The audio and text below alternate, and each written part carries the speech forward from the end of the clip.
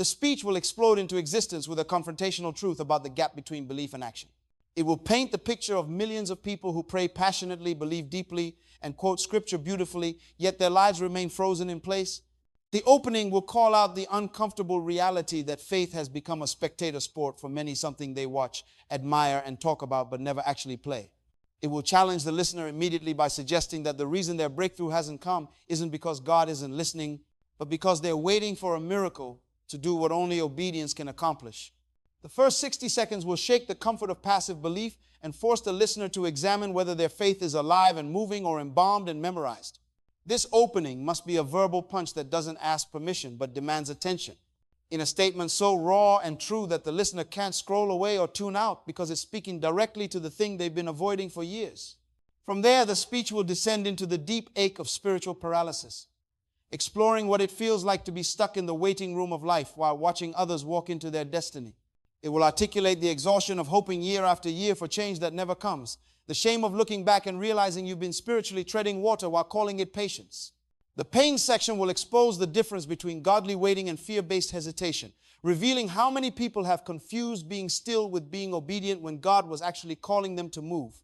It will touch the raw nerve of failed attempts, the times they stepped out before, and it didn't work, so now they're terrified to try again, disguising their fear as waiting on God's timing. The speech will acknowledge the loneliness of watching friends, family, and strangers step into breakthrough while you remain in the same chapter you were in 5 years ago, praying the same prayers, battling the same issues, and wondering why your faith doesn't seem to produce the fruit you see in others. This isn't about making people feel guilty, but about naming the pain they've been carrying in silence, validating the struggle while simultaneously refusing to let them stay comfortable in it. This section will dig into the seductive comfort of inaction, the safety of staying where you are because at least you know what to expect. It will expose how paralysis can feel spiritual, how doing nothing can masquerade as humility, how staying small can be dressed up as not getting ahead of God. The speech will challenge the listener to consider whether they've been using faith language to justify fear-based living, saying, "I'm waiting on the Lord," when they really mean, "I'm terrified of failure," or declaring God will make a way, when what they really need to do is take the first step He already showed them.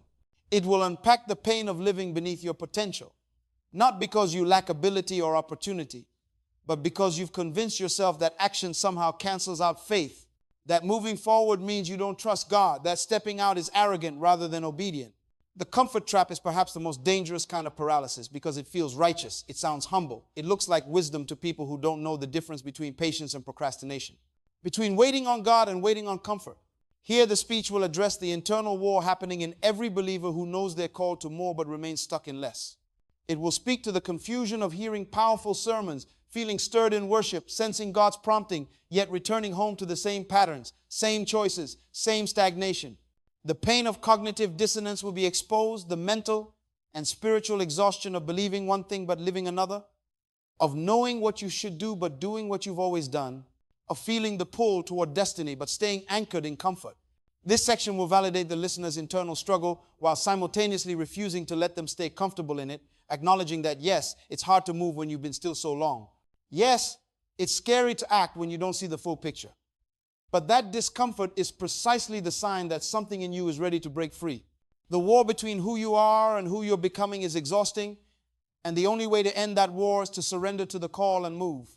The speech will then touch one of the deepest pains, the grief of wasted time, the haunting question of what if I had moved sooner. It will explore the ache of realizing you've spent years preparing, planning, praying, and researching when you could have been building, growing, and experiencing. It will speak to those who feel they've lost time to fear, indecision, or waiting for perfect conditions that never arrived. But rather than leaving the listener in shame, this section will pivot toward redemption, suggesting that even this moment of realization is divine timing, that recognizing the paralysis is the first step toward breaking it. It will plant the seed that the worst time you lost wasn't in the past, it will be losing tomorrow by continuing to wait instead of act. Time doesn't care about your reasons, and neither does destiny. And the longer you wait for the perfect moment, the more ordinary moments you waste that could have been extraordinary if you had just moved. This portion will address the loneliness that comes with standing still while life moves forward around you. It will speak to the isolation of watching others take risks, launch businesses, change careers, heal relationships, and step into purpose while you remain a spectator in your own life. The speech will validate the unique pain of feeling left behind, not by circumstances, but by your own hesitation, the shame of being your own obstacle, the frustration of knowing the only thing between you and breakthrough is the step you refuse to take. It will explore how inaction breeds isolation because you begin to avoid the very people whose progress reminds you of your stagnation, how you stop sharing your dreams because you're tired of talking about what you never do, how you retreat into comfort zones that shrink every year until your world becomes so small that even your prayers lose their scope. The saddest part of standing still isn't that you're not moving, it's that you're watching everyone else move and wondering why God blessed them but forgot you. When the truth is, God has been calling you to move for years and you've been too afraid to answer. The pain section will expose another hidden anchor, the paralysis that comes from seeking human validation before divine obedience. It will speak to those who know what God has called them to do but keep polling friends, family, and strangers, hoping someone will give them permission to move. The speech will reveal how waiting for approval from people who aren't called to your assignment is another form of disobedience, how seeking consensus before stepping out is often just fear wearing a mask of wisdom. It will challenge the listener to examine whether they're truly waiting on God or waiting for applause, whether they're seeking confirmation or collecting excuses, whether they're building faith or building a case for why now isn't the right time. When you need everyone to agree before you obey, you're not being wise, you're being a coward. And the longer you wait for permission from people who will never understand your calling, the longer you delay the very thing God is trying to birth through you. Finally, this opening section will culminate in naming the deep emptiness that comes from a faith that never costs you anything. It will speak to the hollow feeling of a spiritual life that looks good on the surface but lacks the weight of real transformation, the listlessness that comes from believing without becoming, from hoping without doing, from talking about God without ever letting Him actually disrupt your comfort. The speech will suggest that the depression, anxiety, and restlessness so many believers feel isn't a lack of faith, it's a lack of obedience. It's a soul that's tired of waiting and ready to move. It's a spirit that knows it was built for more than inspirational quotes and Sunday morning emotions. This section will end with the unspoken question hanging in the air. How much longer are you going to live this way? How many more years are you going to waste believing in a God you refuse to obey? How much longer will you let fear dress up as faith while your destiny dies waiting for you to move? The speech will now shift from diagnosis to prescription, from exposing the wound to offering the cure, and it begins with a foundational truth that will reframe everything the listener thought they knew about faith. This section opens with the core teaching that faith without action is not faith at all. It's merely wishful thinking wrapped in spiritual language. The speech will introduce the central metaphor that will carry this entire section, the seed. A seed contains everything it needs to become a tree, but if it refuses to break open, if it clings to its current form, if it stays comfortable in the safety of being a seed, it will never become what it was designed to be. The seed must surrender to the darkness, must push against the soil, must crack open and lose its shape in order to gain its purpose. This is the nature of faith that works. It requires the believer to break open, to move into darkness without seeing the full picture, to surrender comfort for transformation. The speech will make it clear that your faith isn't weak because you don't believe enough. It's powerless because you won't act on what you believe. From this foundation, the speech will weave in the lion identity analogy, but with fresh application tied directly to action. A lion cub doesn't become a hunter by sitting in the den believing it's a predator. It doesn't read about hunting or watch other lions hunt or attend seminars on hunting techniques. The cub becomes a hunter by attempting the hunt, by failing, by trying again, by letting instinct meet action until the two become inseparable. The speech will draw the parallel. You can believe you're called, anointed, destined, chosen, but until you step into the arena and attempt what you were made for, you're just a cub with potential instead of a lion with proof. God doesn't need you to have perfect faith before you move. He needs you to have enough faith to take the first step, and He'll meet you in the motion. The transformation doesn't happen in the cave of preparation. It happens in the field of obedience. Stop waiting to feel like a lion before you act like one. Act like a lion, and you'll discover the lion was in you all along. The manufacturer of wisdom will be introduced next, but with depth and nuance that goes beyond surface level inspiration. The speech will explore the idea that every created thing comes with instructions from its creator. And when you deviate from those instructions, you don't just fail, you malfunction. God designed you with specific capacities, specific assignments, specific territories you were built to occupy. And when you ignore His instructions out of fear or comfort or the need for approval, you're not just being disobedient, you're being self-destructive. A car can sit in a garage and believe it's a vehicle, but until it hits the road, it's just metal and potential. The manufacturer didn't design it to be safe. He designed it to move. You weren't designed for safety. You were designed for assignment. And every day you refuse to move is a day you're parked when you were built to drive. The speech will press into this. God gave you the blueprint, but you have to swing the hammer. He gave you the vision, but you have to take the steps. He gave you the promise, but you have to walk toward it. Faith is the belief that the blueprint is real. Action is building according to that blueprint. You need both. Now, the first mini story will unfold, painted with vivid emotional detail. The speech will tell the tale of two seeds planted in the same soil on the same day. Both seeds contain the same potential, the same DNA, the same design to become towering trees. But one seed resists the process. It feels the pressure of the soil and interprets it as punishment. It senses the darkness and believes it's been abandoned. It fears the cracking open, the vulnerability, the death of what it currently is. So it stays intact, stays whole, stays comfortable.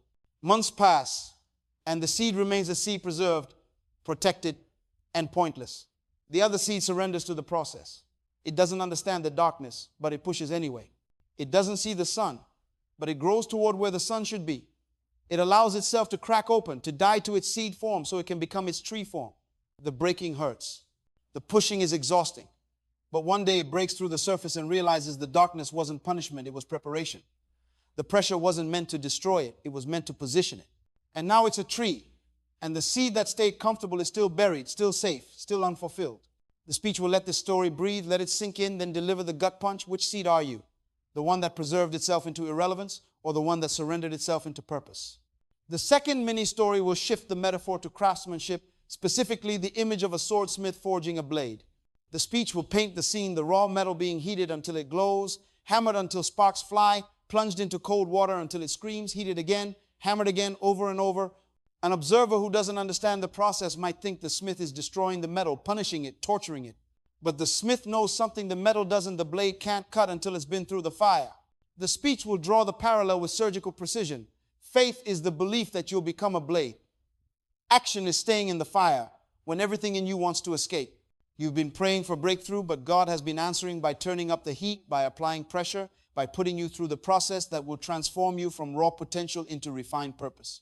The problem isn't that God hasn't heard you. The problem is you keep trying to escape the very process that's making you into what you asked to become. Stop running from the heat. The fire isn't your punishment. It's your preparation. And every time you step into obedient action, even when it's uncomfortable, even when it's costly, even when you don't see the results yet, you're being sharpened. Faith says, I believe I'm a blade.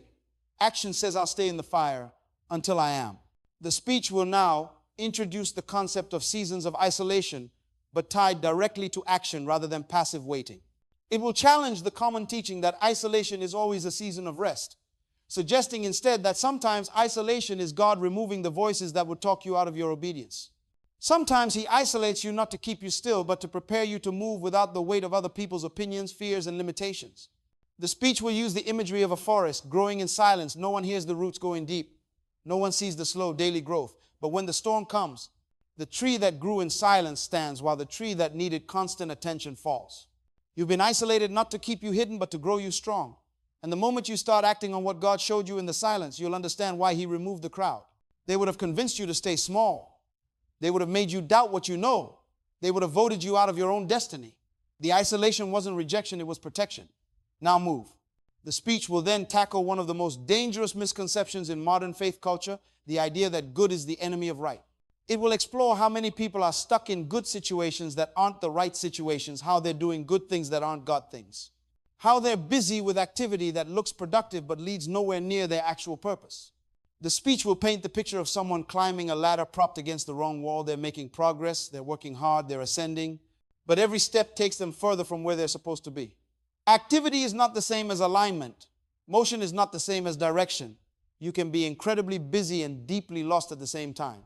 The speech will challenge the listener to examine whether they've been using good as an excuse to avoid right, whether they've been staying in comfortable good situations, because the right situation requires risk, faith, and action they're not ready to take. Good will keep you fed. Right will fulfill you. Good will keep you busy. Right will make you fruitful. Good feels safe. Right requires faith. And faith without action is just you choosing good over right and calling it wisdom. The pottery under pressure metaphor will be introduced, but with a twist toward action. The speech will describe how clay doesn't become a vessel by believing it's valuable. It becomes a vessel by surrendering to the potter's hands. The clay doesn't understand why it's being pressed, pulled, reshaped, spun, and fired. From the clay's perspective, the process feels destructive. But the potter sees what the clay cannot, the vessel it's becoming. The speech will then make the turn. You are the clay, but you're also the potter's partner in this process. God shapes you, but you must show up to the wheel. He molds you, but you must stay in his hands. He fires you, but you must remain in the kiln. The moment you jump off the wheel because it's uncomfortable, the moment you remove yourself from his hands because you don't understand the pressure, the moment you refuse to go through the fire because it's painful, you stop the process. You remain clay when you were meant to become a vessel. Faith is trusting the potter. Action is staying on the wheel. Stop jumping off every time it gets uncomfortable. The pressure is proof he's still working. The discomfort means you're still becoming. Stay on the wheel. This section will close with a powerful reframe of the relationship between direction and movement. The speech will establish that movement without direction is just wandering, but direction without movement is just dreaming. God gives you direction, but you have to supply the movement.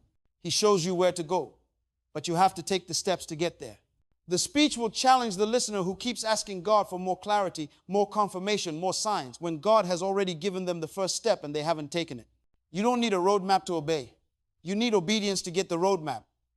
God reveals the path to people who walk, not to people who wait for the entire journey to be illuminated before they move. The final beat of this section will land like a hammer. Your faith is complete. Your belief is strong. Your knowledge is sufficient. What's missing isn't more information, it's action. The moment you move, everything you've been asking for will start moving toward you. The speech will now hit its pivotal moment, the hinge point where everything shifts from teaching to activation, from understanding to decision, from knowing to doing. This section must be engineered for maximum retention and emotional impact, because this is where listeners either commit to the message or drift away.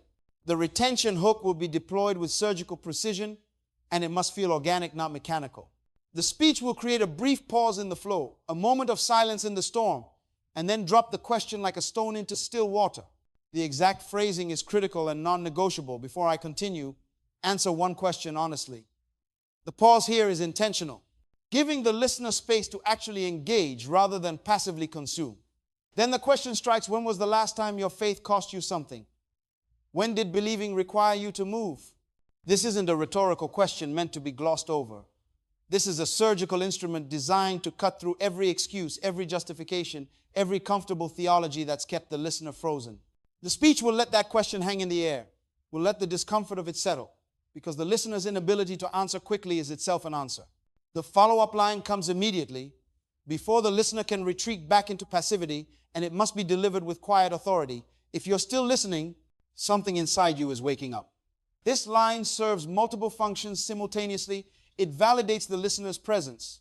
It suggests they're different from those who clicked away. It implies that their continued attention is evidence of internal transformation already beginning. And it creates a sense of momentum that pulls them forward into the rest of the message. The speech won't explain this line or expand on it. It will simply state it and move forward, trusting the psychological weight of it to do its work. The listener who makes it past this point isn't just hearing words anymore. They're being activated, provoked, challenged at a level that entertainment and information can't reach. Something dormant is stirring, and the speech will now feed that awakening with everything that follows. The momentum shift begins immediately, transitioning from diagnosis to activation, from what's been wrong to what must happen now. The speech will establish a new rhythm, a building intensity that mirrors the internal transformation it's calling for. This is where the tone shifts from pastoral to prophetic, from gentle to urgent, from understanding to demanding. The speech will declare with absolute certainty, you were designed to move, not to sit and hope, not to wait and wish, not to believe and remain. You were designed to move. Your faith was never meant to be a noun, it was meant to be a verb. It's not something you have, it's something you do. The speech will press into this with relentless momentum, building sentence upon sentence. You were designed to move. Your prayers become powerful when your feet follow them. Your faith unlocks when you step into the unknown. Your breakthrough begins the moment obedience costs you something. This section will feel like a train gaining speed, each statement adding momentum to the one before it, creating an emotional crescendo that makes inaction feel impossible and obedience feel inevitable. The speech will now tackle the critical distinction between direction and movement with fresh depth. It will expose the tragedy of people who are incredibly busy but completely lost, who have motion but no direction, who are running hard but running in circles. Activity is not obedience. Productivity is not purpose. You can fill your calendar and still waste your life. The speech will paint the image of someone running on a treadmill, exhausting themselves, sweating, breathing hard, burning energy, but never actually going anywhere. The treadmill feels like progress because you're moving, but progress is measured by destination, not by motion. The speech will then flip the equation, but direction without movement is equally useless. You can know exactly where you're supposed to go, can have the map memorized, can see the destination clearly, and still die having never arrived because you never took the first step. Right direction with no movement is just daydreaming with a spiritual vocabulary. The speech will land the synthesis. You need both. Direction comes from God. Movement comes from you. He shows you where. You take the step. Stop waiting for God to do what He assigned to you. He gave you the direction. Now move. The third mini story will now unfold. And it must be emotionally gripping and directly tied to the title theme of faith, requiring action. The speech will introduce a person, no name needed, making them a mirror for the listener who spent years praying for clarity. They prayed for purpose. They prayed for direction. They prayed for breakthrough. They read books, attended conferences, listened to sermons, took notes, highlighted passages, quoted scripture, believed with their whole heart. But they never moved. They stayed in the same job they hated because it was safe. They stayed in the same city they'd outgrown because it was familiar. They stayed in the same routines, same relationships, same patterns because change was scary, and they were waiting for God to make it obvious, to make it easy, to remove all risk before they stepped out. Years passed. The prayers continued. The faith remained, but nothing changed. Then one day, in a moment of desperation or courage, or maybe both, they took one step. One risky, obedient, terrifying step toward what they felt God had whispered years ago. They didn't have clarity. They didn't have confirmation. They didn't have a plan. They just had a whisper and a choice. And the moment they moved, everything shifted. Not immediately, not magically, but undeniably. Doors opened that had been closed for years. Opportunities appeared that hadn't existed the week before. People showed up who were aligned with where they were going, not where they'd been stuck. The clarity they'd been begging for in prayer suddenly appeared in their obedience. The direction they couldn't find in stillness became obvious in motion. And they realized with devastating clarity that God had been answering their prayers for years. He'd been telling them to move, and they'd been waiting for Him to move first. The speech will let that story resonate, then deliver the interpretation with force. You've been praying for what you already have access to. You've been asking God for breakthrough when breakthrough is on the other side of the step you refuse to take. You've been begging for clarity when clarity comes through obedience, not before it. You've been waiting for confirmation when you already have it. It's the restlessness you feel, the discontentment with staying where you are, the whisper you keep ignoring. That's your confirmation. The fact that you're listening to this message right now, the fact that these words are landing in your spirit like arrows, the fact that you can't shake the feeling that something needs to change, that's God speaking. And if you're waiting for something louder, something clearer, something more comfortable, you'll wait forever. God doesn't shout to people who won't obey whispers. He doesn't give detailed plans to people who won't take first steps. He doesn't waste revelation on people who won't act on what they already know. Move now. The clarity will come in the motion. The section will now build toward its climax by establishing a powerful rhythm of repetition, the kind that embeds truth deep into the subconscious. The speech will deploy the pattern. You grow in silence. You heal in silence. You rise in silence. But it won't stop there. It will expand and layer and build. You grow in silence. You heal in silence. You rise in silence. But you prove it in public. Your private obedience becomes your public testimony. Your hidden faithfulness becomes your visible breakthrough. The world doesn't see the nights you chose obedience over comfort. They don't see the mornings you moved when you wanted to quit. They don't see the moments you said yes to God when every voice around you said no. But they will see the result. They will see the fruit. They will see the transformation. And they'll call it luck, call it timing, call it favor, never knowing it was simply faith that finally met action and produced what prayer alone couldn't. The rhythm here is critical: short sentences, parallel structure, building intensity, creating a hypnotic momentum that carries the listener forward. The speech will now address the fear that's been lurking beneath everything, the fear of failure, the fear that stepping out will lead to embarrassment, to loss, to public failure that proves the doubters right. The speech must confront this head-on with both compassion and confrontation. It will acknowledge, yes, you might fail. Yes, you might fall. Yes, you might take the step and it might not work out the way you hoped. But here's what's also true: you're already failing by staying still. You're already falling by refusing to climb. You're already living the worst case scenario by choosing safety over purpose. The only difference is that your current failure doesn't feel like failure because it's comfortable, because it's familiar, because you can blame circumstances instead of choices. But it's still failure. It's just the kind of failure that doesn't require courage. The speech will pivot. Failure in obedience is still obedience. Failure while moving is still movement. You can fail forward or fail in place, but at least failing forward teaches you something, builds you into something, takes you somewhere. Failing in place just makes you older, more bitter, more convinced that playing it safe was wisdom when it was actually just fear in disguise. The speech will now plant the seeds of identity activation that will fully bloom in the final section. It will begin to speak directly to who the listener is becoming, not just what they should do. You are not a believer who sits. You are a believer who builds. You are not someone who hopes for change. You are someone who creates it. You are not waiting on a breakthrough. You are the breakthrough. The speech will start reframing the listener's self-concept in real time, shifting them from passive recipient to active agent, from victim of circumstances to architect of destiny. This isn't motivational fluff. This is identity reconstruction.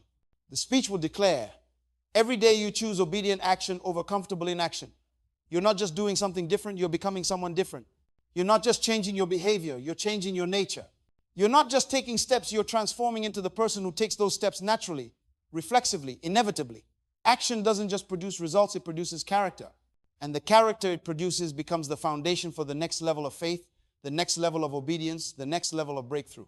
This section will close with a transitional statement that sets up the final climactic section.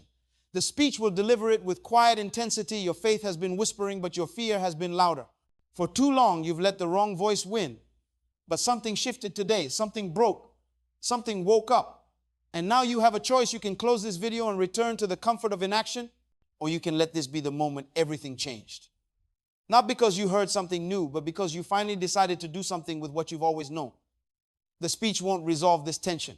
It will let it hang, let it breathe, let the listener sit in the weight of the choice. And then it will push forward into the final section where that choice becomes a calling, where decision becomes destiny, where faith finally meets action and the two become one. The final section must land with the force of a verdict, not a suggestion, with the weight of destiny calling, not advice being offered. This is where the speech transforms from message to movement, from words to war cry, from teaching to commissioning. The opening of this section must establish unshakable identity activation, declaring over the listener who they are in language so certain, so authoritative, so uncompromising that it bypasses their doubt and speaks directly to their spirit. The speech will declare, you are not a believer who sits, and you never were. You were never designed for the sidelines. You were never called to be an audience. You are a builder, a warrior, a pioneer, someone who moves mountains, not by staring at them, but by taking the first step toward them with nothing but obedience and the belief that God wouldn't call you to something He wouldn't equip you for. The speech will refuse to accommodate passivity, will refuse to validate comfort, will refuse to make room for one more day of waiting. This section is prophetic in tone, but not religious in language, speaking with the authority of someone who sees what the listener cannot yet see, the version of them that's waiting on the other side of their obedience. The speech will now shift into its most cinematic register, painting the picture of two lives, two futures, two versions of the listener standing at a fork in the road. One version plays it safe, stays comfortable, continues to believe without acting, continues to pray without moving, continues to hope without doing. That version grows old, telling stories about what they almost did, what they could have done, what they would have done if the timing had been better, if the resources had been there, if the people had supported them. That version dies with their music still in them, their assignment still unfinished, their potential still theoretical. The other version takes the step, feels the fear and moves anyway, faces the uncertainty and obeys anyway, risks the failure and builds anyway. That version doesn't have an easier life, but they have a fuller one. They don't avoid pain, but their pain has purpose. They don't skip the struggle, but their struggle produces fruit. And when that version grows old, they don't tell stories about what could have been. They tell stories about what was, about what they built, about what God did through them when they finally decided to act on what they believed. The prophetic tone intensifies as the speech declares that there is a version of the listener's life that already exists in the realm of possibility, waiting for them to step into it through obedience. This isn't fantasy or wishful thinking. This is the nature of divine calling. God doesn't call you to something that doesn't exist. He calls you towards something that already exists in His mind, in His plan, in the spiritual realm. And your obedience is what manifests it in the natural realm. Your business already exists. Your ministry already exists. Your healed family already exists. Your fulfilled purpose already exists. But it exists there in the realm of promise. And it will only manifest here in the realm of reality when your faith meets your action. The breakthrough you've been praying for isn't distant. It's on the other side of the obedience you've been avoiding. The life you've been dreaming about isn't impossible. It's just on the other side of the step you're too afraid to take. The speech now invokes the weight of biblical examples, but without preaching, using them as evidence that faith has always required action, that this isn't a new principle, but an ancient pattern. Faith worked for Abraham when he left his father's house with no map, no plan, no clarity beyond go. Faith worked for David when he ran toward Goliath while everyone else ran away. Faith worked for Peter when he stepped out of the boat onto water that shouldn't have held him. Faith worked for Esther when she approached the king uninvited, knowing it could cost her life. Faith worked for Moses when he raised the staff before the sea split. The pattern is undeniable. Faith works when you act. It doesn't work in theory. It doesn't work in prayer alone. It doesn't work in belief that never leaves the heart and enters the hands and feet. It works when you move. It worked for them. It will work for you, but only when you act. The speech reaches its emotional apex with a declaration that feels less like advice and more like a prophetic announcement. The moment you move, heaven moves. The moment you step, God steps. The moment you act in faith, miracles stop being distant hopes and start being present realities. You've been waiting for God to move first, but God has been waiting for you, not because he needs your permission, but because he set up the kingdom to work through partnership, through co-creation, through human obedience meeting divine power. He won't do your part, and you can't do his part. But when your part and his part meet in the space of obedient action, impossibilities bow, obstacles move, doors open, provision appears, relationships heal, purposes clarify, and destinies activate. You've been one step away from breakthrough for years. Take the step. The challenge comes next, delivered with both urgency and compassion. How much longer are you going to live beneath your design? How many more years are you going to waste being a seed that refuses to grow, a blade that refuses to be sharpened, a lion that refuses to hunt? How much longer will you let fear dress up as faith, let comfort masquerade as wisdom, let procrastination hide behind prayer? The speech won't shame, but it also won't coddle. It will speak the truth that needs to be spoken. You know what you need to do. You've known for a while. The whisper has been consistent. The prompting has been clear. The only question left is whether you'll obey. And that question won't be answered in this moment of inspiration. It will be answered tomorrow morning when the alarm goes off. Next week when the opportunity appears. Next month when the door opens. Your faith will be proven not by how moved you feel right now, but by whether you move when the feeling fades and only the call remains. The speech closes with a soft, natural CTA, delivered not as a marketing tactic, but as a genuine invitation to extend the impact of what just happened. If this message spoke to your heart, if something inside you shifted, if you felt the weight of truth pressing on areas you've been avoiding, share it with someone who needs hope today. Not because I need the views, but because they need the activation. Someone in your life is one message away from making the decision that changes everything, and this might be that message. And if you want more content that doesn't just inspire you, but transforms you, that doesn't just make you feel good, but makes you grow, subscribe, not to my channel, but to your own growth. Not for my benefit, but for your destiny. Because your journey hasn't ended, it's just begun. The question is whether you'll walk it or just watch others walk theirs. The choice, as it always has been, is yours.